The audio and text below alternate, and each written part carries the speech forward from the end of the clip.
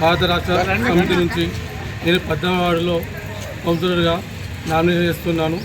ఇంతమందికు నాకు ఎంపీగా అవకాశం ఇచ్చిళ్ళు 18వ వార్డు ప్రజలు. అదేవిధంగా మరొకసారి వారి కొండ పవన్ చూస్తా కౌన్సిలర్గా ఇచ్చిండు. అదేవిధంగా ఈసారి జనరల్ వచ్చింది. జనరల్ వార్డులో నేను 18వ వార్డులో కౌన్సిలర్గా పోటీ చేస్తున్నాను. మా 18వ వార్డు ప్రజలకు అక్క చెల్లెలకు అన్నదమ్ములకు నా యొక్క కృతజ్ఞత తెలియజేస్తూ మీరు మాకు రెండోసారి అవకాశం ఇచ్చారు, మరోసారి అవకాశం ఇవ్వాలని కోరుచు.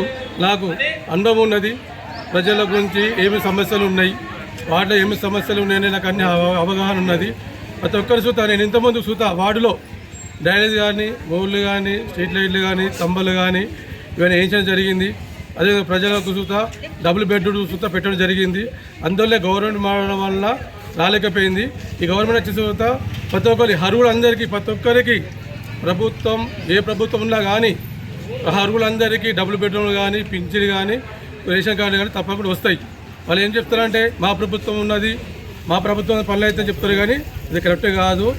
రాబోయే 2 సంవత్సరాల్లో పేద ప్రభుత్వం ఉంటుంది. ఇది ప్రజలకు అర్హులందరికీ మున్సిపాల్ నుంచి అవకాశాలు ఉంటాయి, వాటితోనే అవకాశాలు ఉంటాయి. దయచేసి మీరు 18వ వార్డులో ఓటేసి నేను గెలిపించాలని కోరుచున్నాను.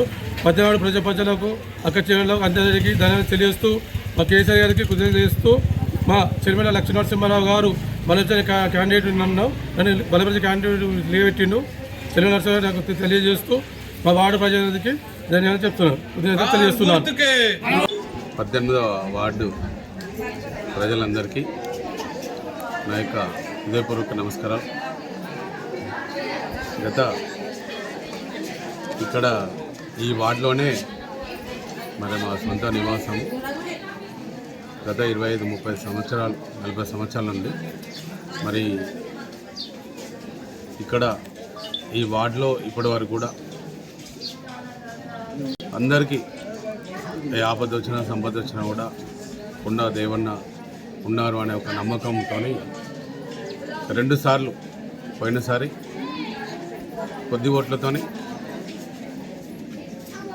మరదలు పవన్ అప్పుడు ఓడిపోవడం జరిగింది. తర్వాత మళ్ళీ మీరే పోయినసారి కూడా మీరే ఆశీర్వదించినారు. 18వ వార్డు నుంచి కౌన్సిలర్గా గెలిపించినారు కొండ పవన్ని. మరి ఈసారి తమ్ముడికి అవకాశం వచ్చింది కాబట్టి మీరు 18వ వార్డులో ఉన్న ప్రజలందరూ ప్రతి ఒక్కరు కూడా తమ్ముడిని కొండ నరసయ్యను గెలిపించాలని కోరుచున్నాను. మరి ఈ వార్డులో కూడా దాదాపుగా రోడ్లు కానీ, డ్రైనేజీలు కానీ అన్నీ కూడా ఫండ్స్ తీసుకొచ్చి చేపించడం జరిగింది. ఇంకేమన్నా బ్యాలెన్స్ ఉన్నా కూడా తప్పకుండా ఏ పనున్నా ఏదున్నా కూడా పూర్తి బాధ్యత తమ్ముడు తీసుకుంటాడు.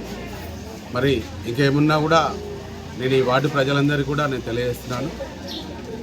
అందరూ కూడా మీకు అండగా ఉంటామని కూడా తెలియజేస్తున్నాను. ఇంకా 16వ వార్డులో కూడా ప్రజలందరూ కూడా కొండ శ్రీలత తమ్ముడి కొండ కనకయ్య గారి కూతురు, తమ్ముడి కూతురు అమ్మాయిని కూడా మీరు ఆశీర్వదించినారు పోయినసారి.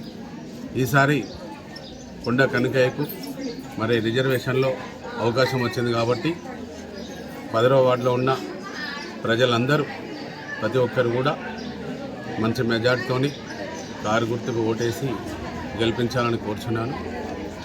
మరి ఈరోజు ఒక ఎమ్మెల్యేగా పోటీ చేసి నేను మళ్ళీ బ్యాక్ వెళ్ళి ఎన్ని సేవా కార్యక్రమాలు చేస్తున్నానో ప్రతి ఒక్కరు తెలుసు, చెప్పుకోవడం కాదు, మీ అందరూ తెలుసు. కాబట్టి ఈ ప్రతి ఒక్కరికి ఈ రాష్ట్రంలోనే నేను అందరికి అండగా ఉన్నాను.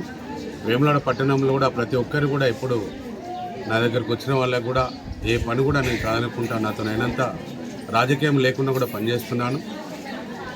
కాబట్టి ఇది ఇద్దరిని 10వ వార్డులో 18వ వార్డులో కొండ కనకయ్యను, కొండ నరసయ్యను గెలిపించాలని 2 వార్డుల ప్రజలందరికీ మీ అందరినీ కోరుచున్నాను. మీరు ప్రతి ఒక్క ఓటు వేసేది కూడా కొండ దేవన్నను బలపరచనని మీరు అనుకోండి.